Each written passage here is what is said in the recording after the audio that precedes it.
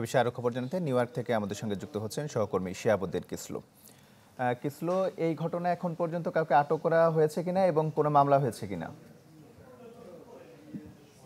যতটুকু সর্বশেষ জানা গেছে এখনো পর্যন্ত কাউকে আটক করা সম্ভব হয়নি। এবং আমরা সবাই অপেক্ষা করছি অধীর আগ্রহে যে কখন এই হত্যা তদন্তের একটি প্রতিবেদন পাওয়া যাবে।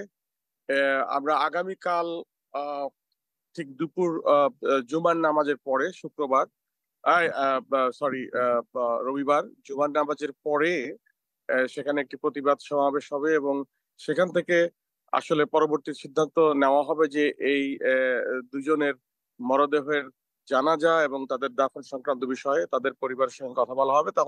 তবে পুলিশি তদন্তের কারণে, পুলিশি তদন্তের স্বার্থে আসলে এই দুই পরিবারের কেউই বাইরে কারোর সাথে কথা বলছে না এবং তাদের কথা বলতে নিষেধ করা হয়েছে।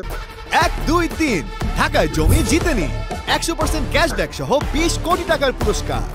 তবে আপনারা যতটুকু জেনেছেন আমরাও একই বিষয়টি পাচ্ছি যে এখনো পর্যন্ত আহ, আহ, এই ঘটনায় কাউকে গ্রেপ্তার করা সম্ভব হয়নি এবং পুলিশ আহ, মরিয়া হয়ে আসলে খুঁজছে এই হত্যাকারীদের।